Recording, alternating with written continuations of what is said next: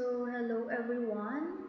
In this presentation, we will be discussing three units, yung Unit 2.2, Unit 2.3, and 2.4. Kasi babasit lang met slides na.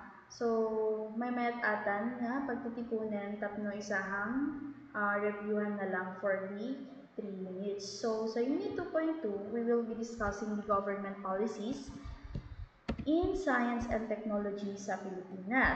So these slides introduces how the Philippine government actively supports and developing science and technology natin here in the Philippines. So since we already discussed sa history ng science and technology in the Philippines na hindi ganun ka-establish yung science and technology natin in the past since dumaan tayo sa different colonizations and we are not allowed to study noon and limited lang yung mga pwedeng mag-aral. So, dumaan tayo sa iba't ibang challenges and problems in order for us na maranasan na yung improvement na dulot ng science and technology sa atin ngayon. That's why the Philippine government introduced and implemented programs, projects, and policies to boost the science and technology in the country. So the goal was to prepare the whole country and its people to meet the demands of a technologically driven world and capacitate the people to live in a world driven by science. So according to Emil Q. Javier Padilla Concepcion, when the ASEAN 2015 was about to take effect, the Philippines needed to prepare for stronger regional competition among the Southeast Asian countries. So the DOST responded by asking the National Research Council of the Philippines to help. So, ang request ng DOST sa NRCP is to first consult different sectors of society. So, yung mga different sectors includes the academia, industry, government, and other stakeholders. The second request of DOST is to conduct studies and discussion. Third is to assess the country's strength and weaknesses. And lastly is to identify areas that needs improvement. So the goal was to determine how the Philippines could better prepare or compete with other ASEAN countries in terms of science and technology, innovation, research and development, education, and in industry productivity. So in 2015, ASEAN countries move toward a deeper economic integration. So it means that the countries has a freer movement of goods, services, and professionals. So it increased the competition among the member or the neighboring countries. So if the Philippines was not prepared, it could fall behind the neighboring countries. So, before ma-establish yung foundation natin sa science and technology, maraming consultation and research muna ang nangyari. Since napasadahan naman na natin yung National Research Council of the Philippines or the NRCP, so, discuss tayo latabay basik isunan. So, yung NRCP is a government research advisory and funding body. So, it is under the Department of Science and Technology or DOST. So it is a group of Filipino experts who supports and fund research to expand the knowledge in science, social science, and other academic fields, which help guide our national development. So yung NRCP is clustered into 4 different policies. So it is grouped or organized by different recommended policies into 4 main categories. So as for them, instead of listing many different or separate policies one by one, they ought to arrange them into 4 broader groups to make them clearer, more organized, and of course, it is easier to understand. So they group them this way based on their fields of expertise and their contribution to national development. So each cluster represents a major knowledge area that supports the country's economic growth, social progress, environmental protection, and of course, our health security. So, pasadahan natin isa-isa yung apat na clusters. So, yung una is the social science, humanities, education, international policies, and governance. So, this cluster, it focuses on society, culture, education system, public policies, leadership, and international relationship. So when we say that science includes social systems and educational reforms, it means that science is not only about experiments, laboratories, and discoveries. Science also depends on how the society supports it. The social system naman, such as the governments, schools, and communities, so it is a very important in developing science by creating policies, funding research, and promoting scientific knowledge. So education reform is also part of this kasi improving how science is taught helps the students understand and apply scientific ideas better. So kapag yung mga schools natin is nag-update sila ng mga curriculum nila, or nag-train sila ng mga students, it provide a better learning resources and science in that area becomes stronger. So to sum it up, science grows not just because of the scientists, but also because the society and the education systems work together to support it. Then we also have the physics, engineering, and industrial research, earth and space sciences, and the mathematics. So this cluster naman covers the physical sciences, technological development, infrastructures, industrial innovation, and of course the fundamental scientific research. So engineering and industrial research help improve the development of the country's infrastructures. So engineering focuses on designing, building structures gaya ng roads, bridges, and transportation systems. So yung industrial research naman on the other hand, develop new technologies, materials, and processes that could make these structures stronger, safer, and more efficient. So when a country invests in an engineering and research, it could create a better transportation, reliable energy systems, and of course improve our communication networks. So engineering and industrial research make the physical foundation of a nation stronger and more advanced, which soon could support our economic growth and, of course, improve our quality of life. We also have here medical, chemical, and pharmaceutical sciences. So this cluster naman focuses on health, medicine, drug development, the chemistry, and of course by improving our healthcare system. So health security is part of the national security because a country cannot be truly safe if its people are unhealthy. So when citizens are protected from diseases, pandemics, and health emergencies, the nation remains stable and productive. So strong healthcare system so when we have a strong healthcare system and kapag nakaka-access tayo ng medicine and of course kapag meron tayong effective disease prevention programs to help prevent the illnesses that could disrupt the economy and education and our daily life, of course, the country could mean that we have a stable and very effective health security. So, for example, noong nagkaroon tayo ng outbreak or during the COVID-19, so kapag mayroong weak health system, of course, it could lead to high death rates.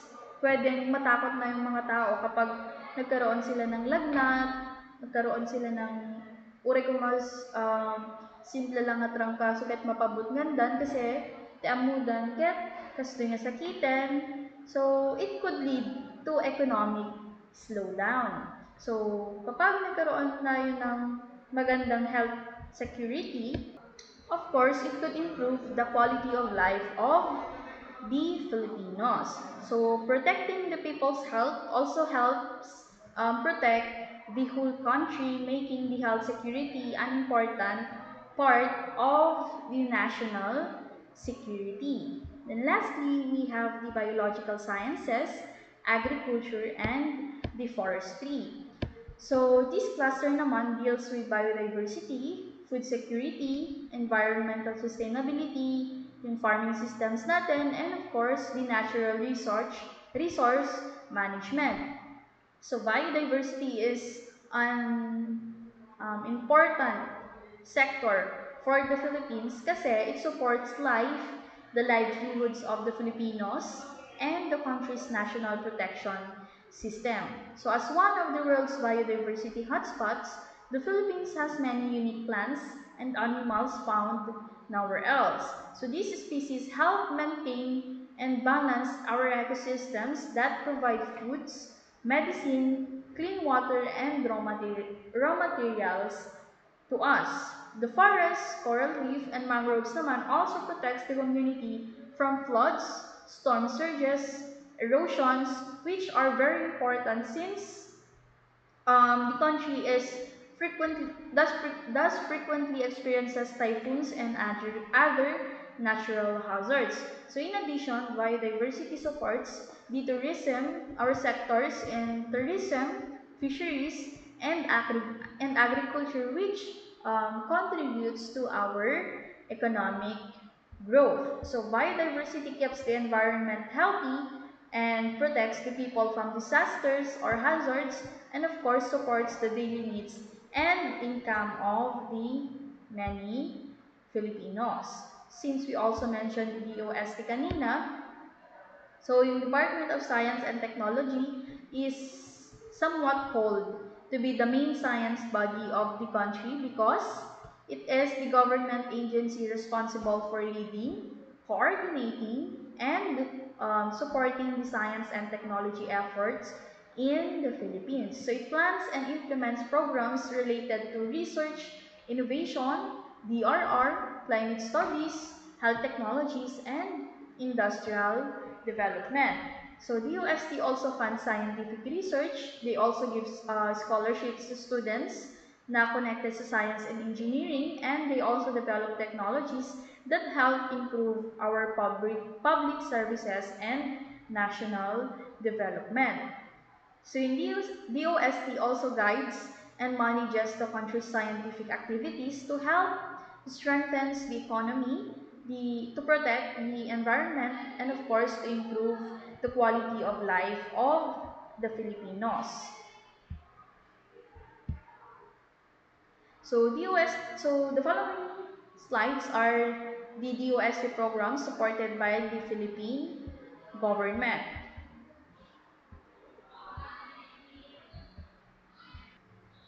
So, yung mga programs nila, which I mentioned na kanina, of course includes the research funding, scholarships, and other patent supports.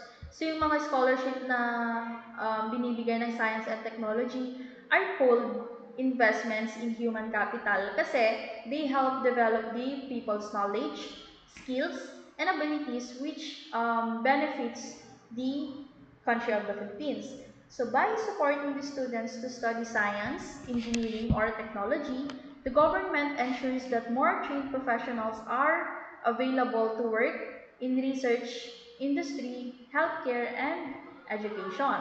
So these skilled individuals can create new technologies. They could improve our infrastructures. They could be possibly solve our problems and of course contribute to our economic growth.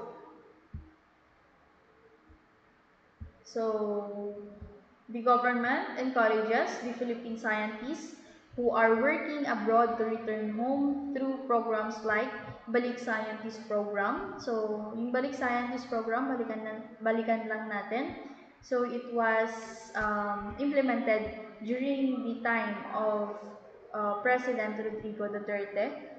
So this initiative aims to bring back the experts in science and technology so that they can share their knowledge and of course conduct researches to improve the development of our country. So yung Balik Science addresses the problems of brain drainage happens kapag yung skilled and educated people leave their home countries to work elsewhere. So it is often in search of better opportunities. So yung brain drain can also slow down a nation's development because it loses talented professionals who could have contributed to local industries, education, and research. So by encouraging these scientists to come back, the government strengthens the local research, innovation, and education. The National Science Complex at the University of the Philippines, Diliman naman, supports this effort by providing facilities, laboratories where returning scientists can conduct the research and mentor the next generation of the Filipino scientists.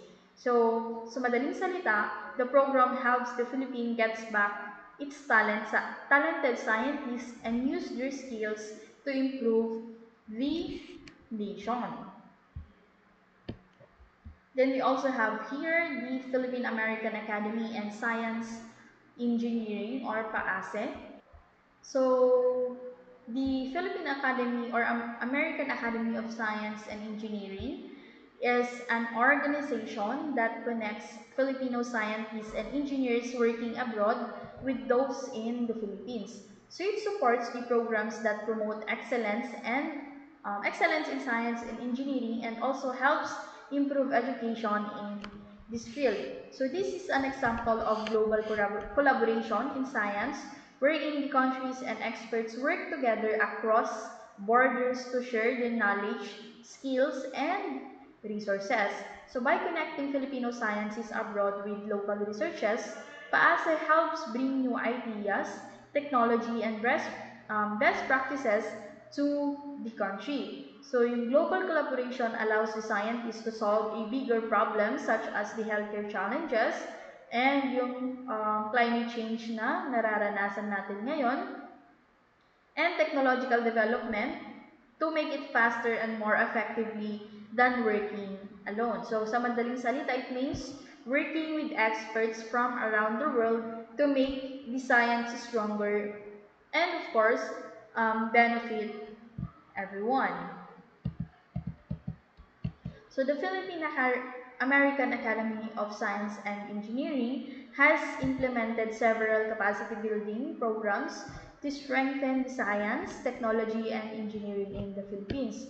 So these programs aims to develop the people, the institution, and the industries so that the country can compete globally and, of course, to innovate locally. So some of the key programs include the National Center of Excellence, wherein these are the top-level institutions that focuses on advanced research and training in science and engineering. The second one is the Manpower and Institutional Development Programs.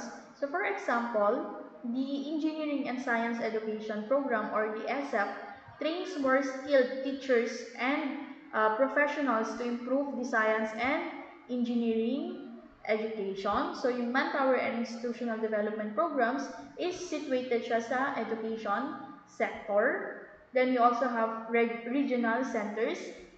So this center naman focuses on supporting specific industries in different parts of the country which provides research, training, and technological assistance.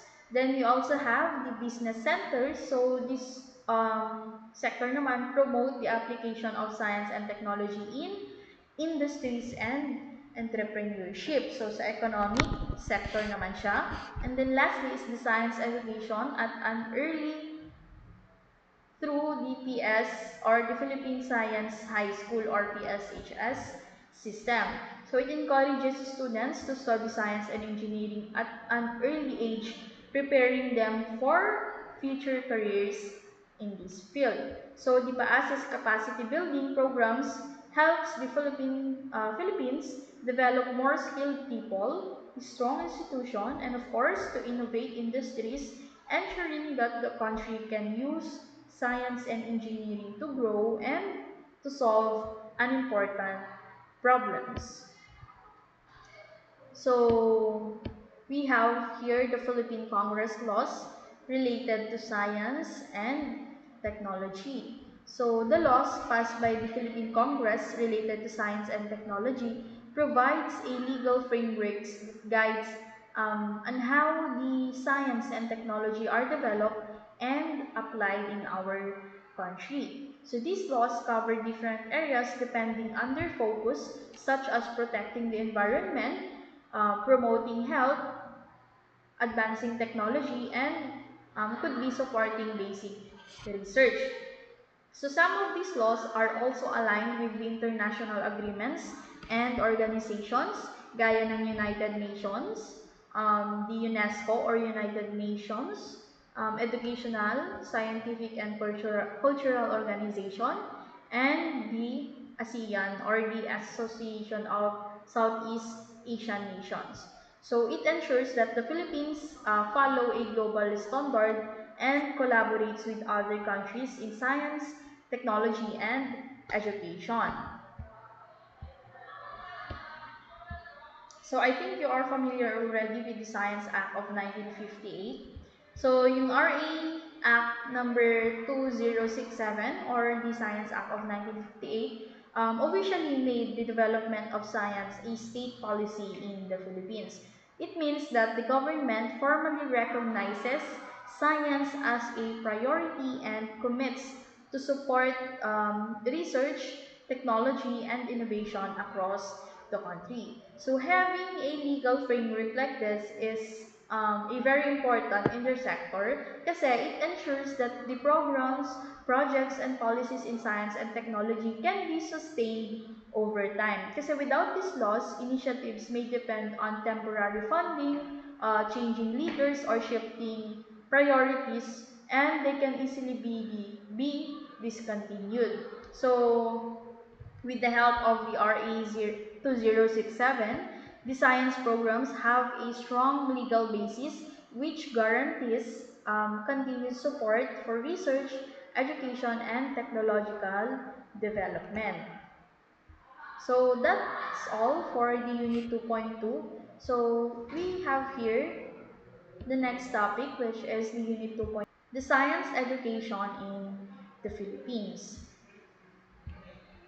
So in the context of the Philippines, this concept of science education is especially important kasi the country faces unique challenges gaya ng natural hazards, climate change, and public health issues. So science education in the Philippines is designed not just to teach facts, but also to develop a critical thinking and problem-solving skills that students can use in real-life situations. So programs gaya ng Philippine Science High School and the initiatives by the Department of Science and Technology aims to improve the science literacy from an early age so the students can understand and respond to environmental hazards, health concerns, and technological development. Kasi in this way, science education empowers the Filipinos to make more informed decisions so that they could innovate solution and of course, they could actively contribute to national development and disaster resilience. So yung aim ng science education is to help students learn and understand scientific concepts and processes so they can think critically and apply knowledge in their everyday life. So teaching science goes beyond presenting facts, so it involves exploring pedagogical theories and models that guides teacher in explaining concepts clearly. So, sa madaling salita, the goal of the science and education is to develop science literacy, enabling students to understand how the world works and to inform or to make informed decision and of course to contribute to society through the knowledge and innovation.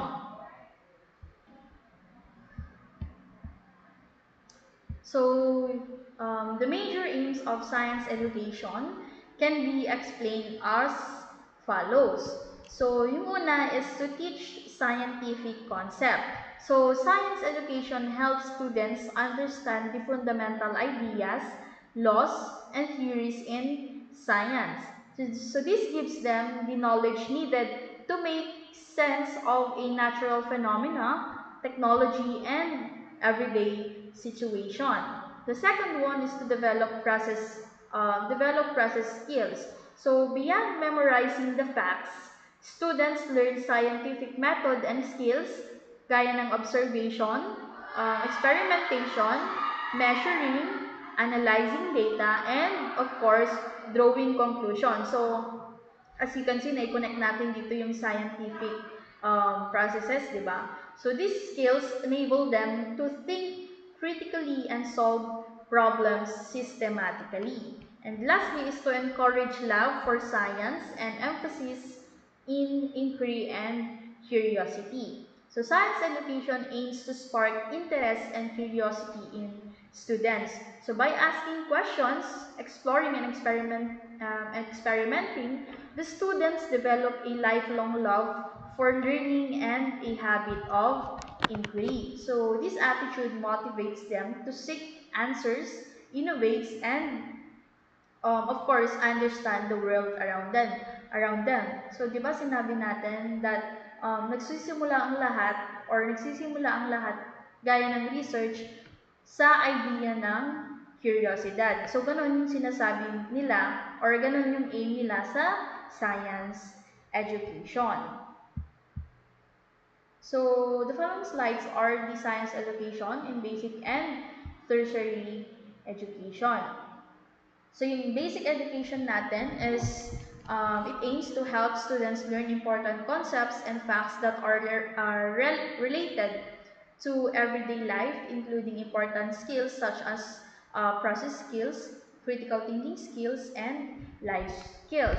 So in the context of the basic education, science education focuses on making science relevant and useful for students' daily lives. So it helps them understand the everyday science, the everyday science. So at the same time, it develops critical thinking, allowing students to analyze the information, make decisions, and solve the problems logically. So science education also teach the life skills, gaya ng observing carefully, experimenting safely, and working in a group. So, basic science education equips students with the knowledge and skills they need to navigate their daily life, and of course, to make informed choices. Then we have here the tertiary education. So, it deals with developing students' understanding and appreciation of science ideas and scientific works.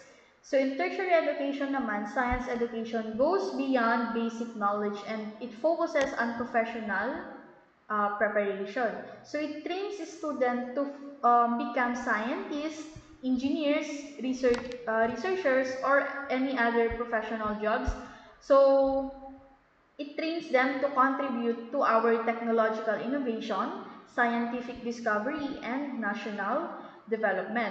So this level of education emphasizes the advanced understanding of scientific concepts, specialized skills, and the ability to conduct a research and to solve complex problems. So in simple terms, tertiary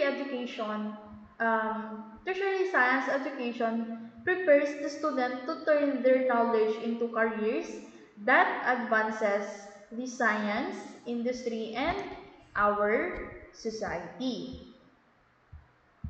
So we have here the 2024 Philippine University ranking. So it is from rank 1 to rank 40. So the Mariano Marquez State University is rank 30 in the Philippine University ranking. So, the following slides are the science schools in the Philippines. So, nangunguna na dito yung Philippine Science High School System, or BPSHSS. So it is a network of 16 campuses under the Department of Science and Technology that offers a free scholarships to talented students. So it focuses on science and mathematics education, providing an advanced courses, research opportunities, and hands-on learning experiences. So the main goal of the Philippine Science High School System is to produce um, produce future scientists, engineers, and innovators who can contribute to the country's scientific and technological development. So the school nurtures the young minds with strong science and math skills so that they are prepared to lead the Philippines in research, technology, and innovation in the future. So, yung Philippine Science High School, so, tinatawag din pala siyang PSI. So, it is a research-oriented and specialized public high school system in the Philippines. So, although siya ay isang public school, mahirap pa rin pumasok since meron silang entrance exam. So, it operates as an attached agency din ng DOST. So, yung Philippine Science High School system has 16 campuses around or across the country. So, each of them offers an advanced education in science, technology, engineering, and mathematics, or STEM. So, yung mission nila is to identify and develop young students with high aptitude in science and math and to prepare them to become the country's future scientists, innovators, and engineers. So, meron din tayong Pisay dito sa Ilocos region. The next one is the Special Science Elementary School project. So this program, which started in June 2007 with 57 identified elementary schools, is part of the DepEd Order number 73, section 2008, and number 51, section 2010.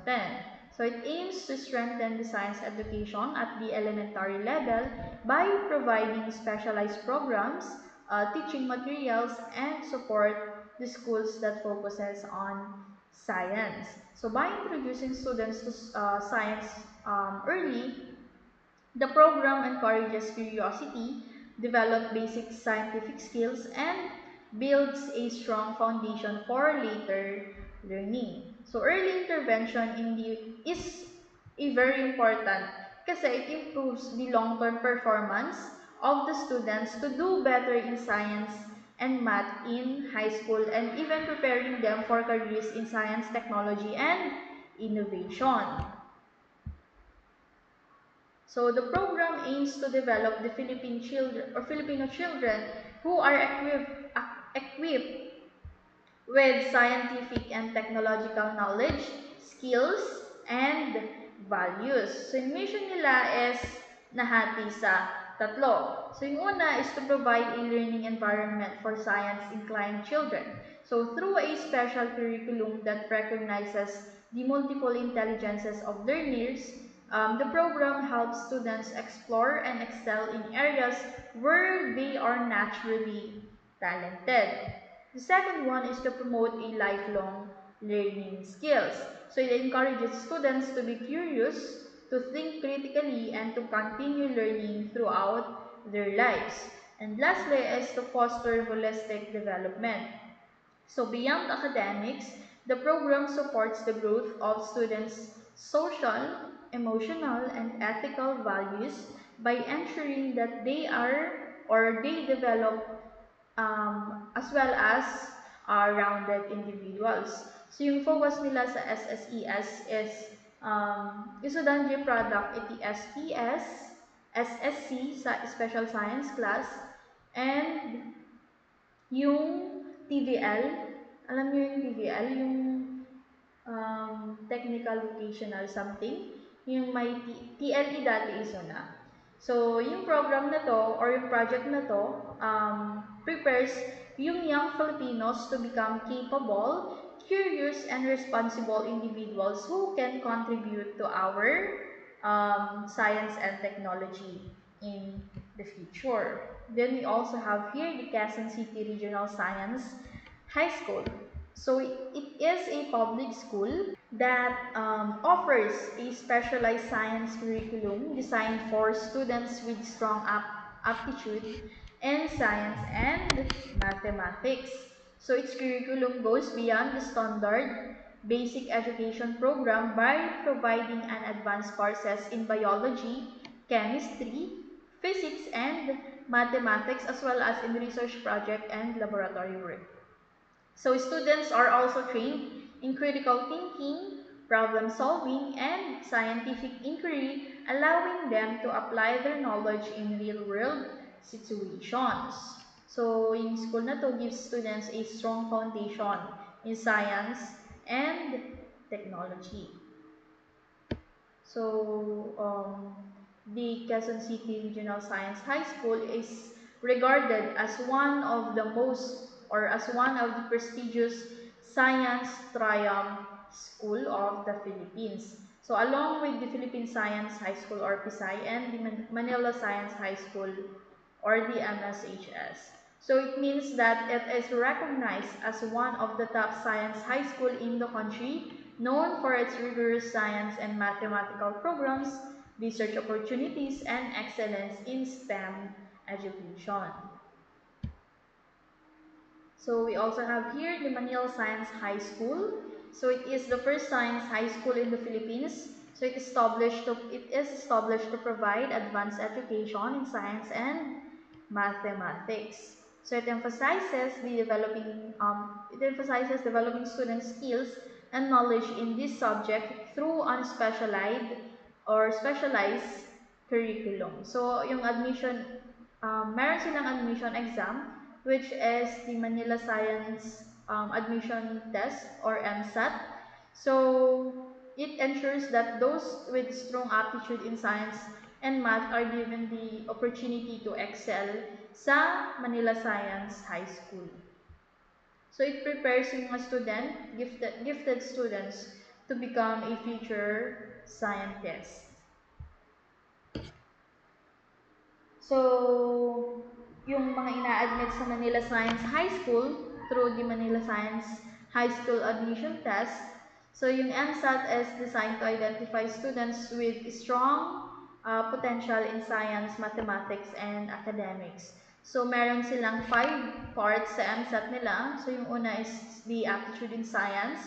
So, of course, it measures their understanding and interest in the scientific concept. The aptitude in mathematics. So it tests their basic math skills and logical reasoning. The problem-solving test in science, of course, it assesses their ability to apply scientific knowledge to solve real-world problems. And the first one is problem solving in mathematics. So it evaluates their analytical thinking and mathematical problem solving skills. And lastly is their proficiency in English. So it tests their reading comprehension, grammar, and communication skills. So the next is the Central Visayan Institute Foundation. So it is a private school naman in the Philippines that stands out for its research center for theoretical physics. So it shows that science research is not limited to government schools or agencies, and public institution or private institution can also contribute significantly in advancing our knowledge. So by supporting new research in physics, the CBIF provides opportunity to students and scientists to explore complex scientific problems and engage in advanced studies. So the school takes pride in the Research Center for Theoretical Physics or the RCTP. kasi it serves as a hub for advanced scientific studies and researches. So these centers allow students and researchers to explore complex topics sa physics, to develop new theories and contribute to our global scientific knowledge. So it highlights that the school is not only focused on teaching but also on producing research and innovation, which shows that even in private institution it can help and advance the science and technology of our country. Then we have here the science curriculum framework for basic education. So the science curriculum framework for basic education emphasizes that the science is important for everyone. So school science education should help all students develop scientific literacy to improve their ability in understanding and to apply scientific concepts in their daily life. It should also encourage students to consider careers in science, technology, and engineering. So these ideas were gathered through a series of consultation meetings and focus group discussions in the year 2006 involving many sectors of the society. So it includes the industry, university, the scientists, parents, teachers, and school administration, as well as the community leaders. So yung collaborative na yon approach ensure that the curriculum reflects the need of the society and prepares the students to contribute meaningfully to the national development. So we have here three importance of science schools in the Philippines. So we already know that science education is very important in both individual and national developments. So at the personal level, of course, it helps the students develop critical thinking, curiosity, and honesty, as well as habits of mind that allows them to systematically make sense of the world. So these skills are useful not only for learning the future careers, but also for their daily lives and personal growth. So at the community and national level naman, science connects closely with the technology and industry, which are highly priority areas for the Philippine development. So by teaching the students on how to apply scientific knowledge to real-world problems, school science education ensures that solutions are tailored to Filipino needs rather than to simply copy the foreign approaches. So science education also supports the preservation of the cultural identity. So when science is applied in many ways that respects a nation's unique culture and values, it strengthens the national pride and ensures that progress that does not erode cultural heritage. So in many countries, including the Philippines, science teaching is deliberately linked with culture so that students learn to solve problems while appreciating and preserving their natural uniqueness. So science education or school science education develops informed, skills, and responsible individuals who can contribute to their communities and help the country address its own challenges while keeping its cultural identity intact. So we also have here challenges in science education in Philippine context. So science education in the Philippines faces several major challenges that could affect the students' learning outcomes and the country's competitiveness in the science, technology, engineering, and mathematics field. So nangunguna na dyan yung poor international assessment performance.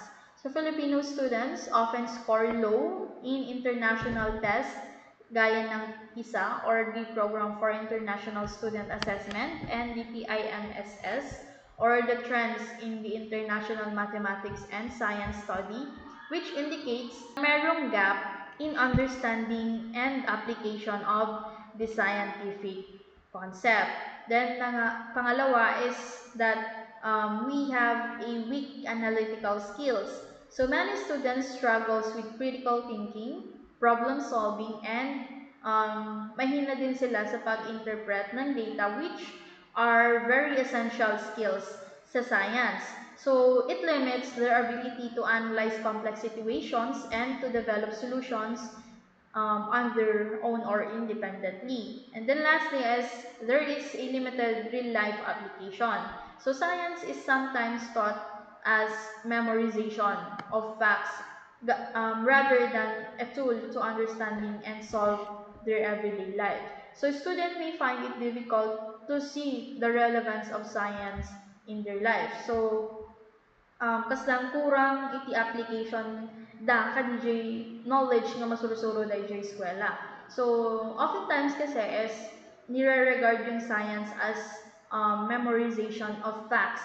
Although, talagang importante yung pag-memorize ng mga facts. However, sa balilata nung may apply mo suna in a real-world situation. So, sa balilata met tumapan ka ag duty, sa balilata met tumapan ka ag internship, ag OJT, in that way kasi, mas ma-visualize mo ang adajay lang yan ti panunot mo or na-discuss yun lang yan ti classroom setting. So these challenges are often linked to first, the teacher's quality.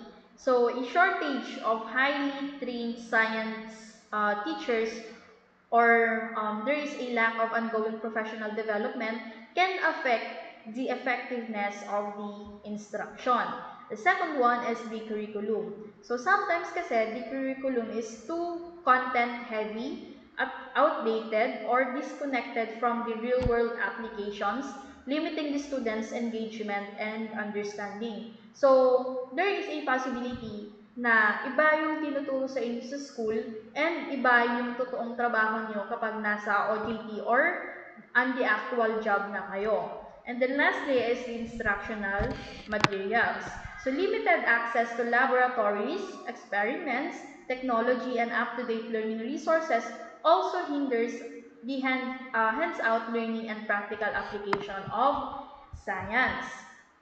So, aminin nyo man o hindi, these challenges is nararamdaman natin here at NMSU. So, sa part ng instructional materials, so I heard kasi that mayroong laboratories na binabayaran nila yung mga ginagamit nila. So, that also hinders the scientific growth, sa education scientific growth of the students. So, possible na hindi enough yung pera na meron yung bata para makapag-take sila ng laboratory nila sa isang lab test. So, ang nangyayari is hindi na nakakapag-take ng laboratory yung student and it leads na ayaw na niyang pumasok and hindi na siya makapag-focus sa mga ginagawa niyang other laboratories, other research, and other subjects na dinetake niya. So, sa madaling salita kasi, improving the teacher's skills, the curriculum design, and the learning resources is a key in understanding or addressing yung mga problems and challenges na to. And it could, or malaki siguro yung tulong nito sa mga Filipino students in developing their strong scientific knowledges, skills, and their curiosity. So, the low performance of Filipino students in science is influenced by several key factors. So, it is according to the DOST-SEA in 2006. So, di ba, nasabi na natin kanina yung una, the quality of teachers. So, the second one is teaching learning processes. So, traditional methods such as rote memorization do not encourage critical thinking, problem solving, or hands-on learning, which limits the students' understanding of the science. The third one is the school curriculum. Fourth one is the instructional material, and last is the administrative support. Of course, the schools need strong leadership. adequate funding and policies that supports the teachers and science programs. So lack of support can also hinder the effective science education. So improving these factors, I'm sorry, so it could lead to better trained. So improving these factors gaya ng better trained teachers, active teaching methods, relevant curriculum, sufficient resources, and strong school support can help the Filipino students perform better in science. So lastly, for this presentation, we have the 17 Sustainable Development Goals, or the SDGs. So the SDGs were launched in 2015 by the United Nations as a global plan to achieve a better and more sustainable future for all. So the target year for achieving these goals is year 2030, and the central theme is leave no one behind. So it means that no individual, community, or country should be excluded from the progress. So the SDGs are made up of 17 goals, which covers 8 key areas such as poverty, health, education, etc. So to make measure progress, these goals are further divided into 169 targets and tracked using a 232 unique indicators.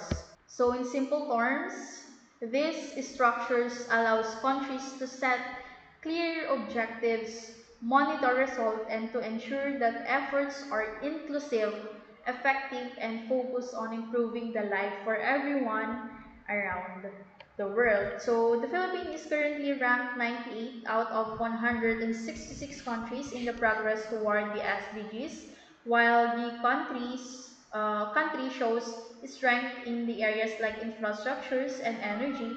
It faces challenges in poverty, inequality, and of course the governance. So it highlights the interconnectedness of the SDGs. So gaya ng, for example, if the poverty increases, more people face hunger, poor health, and lack of education. Or if the climate condition worsen, the agricultural sector suffers, which affect the food security, livelihood, and the economy. So science and technology is a very important role in achieving the SDGs by providing solutions to these interconnected problems. So innovations in agriculture, renewable energy, healthcare, disaster management, and other sectors protects and helps the country in addressing the poverty, and it protects the environment and improve our governance. So yung leave no one behind is the guiding principle of the SDG. So it reminds the world leaders for 193 countries that progress must reach everyone, including the poorest, most vulnerable, and marginalized group. So the goal is to ensure that no one or no person or community is excluded from development, resources, or opportunities. So, yung tanong nila na, so where are we now? So, yung progress towards the SDG is still mixed up. So, some countries gaya ng Pilipinas have made gains in areas gaya ng infrastructures, renewable energy, and access to education, but still faces a serious challenges in poverty, inequality, governance, and health. And yung tanong naman nila na, is there really no country left behind? The answer is not completely. Kasi many countries are still struggling to reach all their citizens equally. So inequalities within and between countries mean that some people continue to miss out on benefits of development. This is why science, technology, policy, and inclusive programs are essential to help close those gaps and ensure that the promise of leave no one behind becomes a reality. So yung Stockholm Resilience Center suggests organizing the sustainable development into 3 interconnected layers. So yung una is the environment sector. So the natural world, forms the foundation, providing clean air, water, food, and resources. So a healthy environment is very essential for human survival and well-being. And the second stock is the society. So built on the environment, society includes communities, education, governance, health, and social system. So strong societies depend on a stable environment. And the last lane is the economy. So the economy rests on both society and environment. So economic activities create wealth and jobs, but they must operate within ecological limits to become sustainable. So this framework is similar to the triple bottom line or three pillars of sustainability, which considers people, planet, and profit. So in essence, sustainability means meeting human needs while responding ecologically limits, and the economy becomes a tool to generate resources and improve quality of life without harming the environment. So the SDG can be grouped into three main areas based on their focus, which is yung sinabi natin kanina na environment, society, and economy. So the first one is the environment. So meron siyang apat na goals. So these goals focus on protecting national resources, resources, and ecosystem. So kasama dyan yung life on land, life below water, clean water and sanitation, and climate action. Then sa society, meron siyang 8 goals. So these goals aim to improve the well-being of the people and communities. So kasama dyan yung no poverty, zero hunger, good health and well-being, the quality education, gender equality, sustainable cities and communities, the peace, justice, and strong institution, and lastly is the affordable and clean energy. And then lastly, sa economy, so meron siyang apat na goals. So these goals focuses on economic growth, innovation, and equitable development. So kasama yung decent work and economic growth, the industry, innovation, and infrastructures, the SDG reduce inequalities, and responsible consumption and production. So the environment supports society, society supports the economy, and all these three must work together to achieve sustainable development by the year 2030. So this talk represents uh, the SDG, or also called the SDG wedding cake. So it shows that the environment forms the foundation of all the other goals. So without a healthy environment, we cannot achieve a decent economic growth, food security, or a social well-being. So the SDG wedding cake reminds us that taking care of our environment is very essential. So it supports the society, which in turn enables economic growth, and protecting nature is not separate from human progresses. It is the foundation for sustainable development. So these are the countries. So nasa rank 1 to 10. So these are the countries ranked based on their overall SDG scores. So it reflects their total progress towards achieving all the 17 Sustainable Development Goals. So these scores is usually expressed as a percentage where 100% means that all SDG have been fully achieved. So in other words, the higher or a country's score. So the closer it is to meeting the global goals for sustainable development. So this ranking allows governments and organizations to see which areas are does need improvement and track their progress over time. So number 87 tayo in the world. So countries are ranked according to their overall SDG scores. So a score of 100 again indicates that a country has fully achieved all the SDGs. So this ranking helps them identify areas or countries that needs um, help in achieving those goals. So the SDG ranking 2023 measures how the countries are progressing toward achieving all 17 SDGs. So the Philippines ranked 98 out of 166 countries with an overall score of 67.14%, showing only minimal improvement over the past 10 years. So it is from 2013, nasa 62.4% lamang.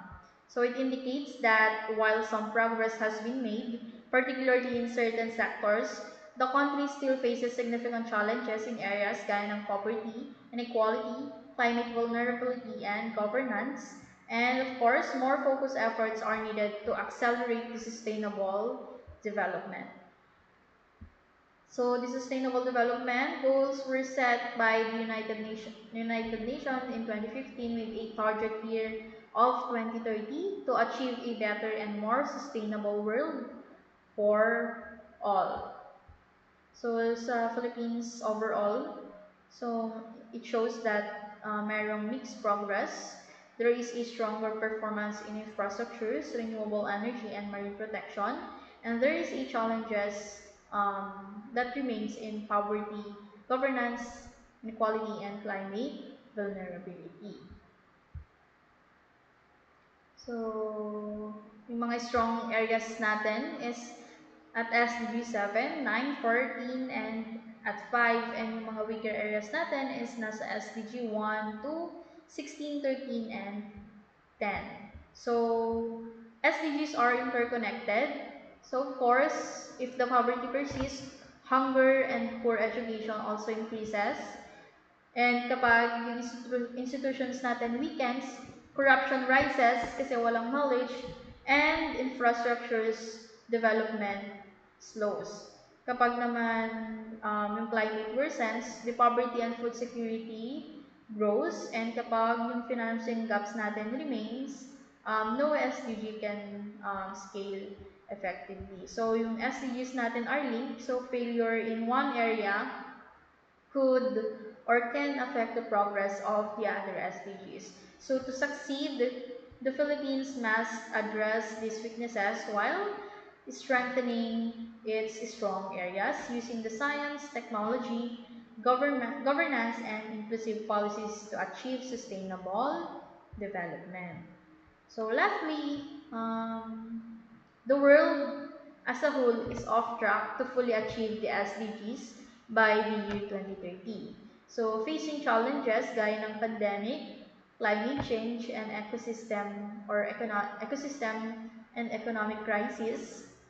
So in the Philippines, there is a progress in certain sectors, but systematic structures constraints gaya ng poverty, inequality, and weak governance. So while there are pockets of success, both globally and in the Philippines, major obstacles still remains, and achieving the SDGs by 2030 will require coordinated actions, stronger institution, and sustainable solution across all sectors. So that's all for this presentation, everyone. Um, few few announcement will be made in our GC gaya ng long exam, um, the quizzes, and yung activity nyo sa Unit 2 will be announced na lang sa mga GCs ninyo. And if ever na may clarification kayo sa ating discussion, you can always ask me kasi hindi naman kayo masasagot ng ibang teachers and ibang students. So, it is between us, you, and your instructor. So, yun lang for this presentation. I hope that you learned something kahit na naka-video lecture lang yung lesson ninyo. Pero in a positive way kasi pwede nyo balik-balikan yung presentation na to in order for you to more understand the lesson and for the athletes na makasabay din sa lessons natin. So everyone, thank you for your time, thank you for listening, and I hope you learned something in this presentation. Thank you everyone.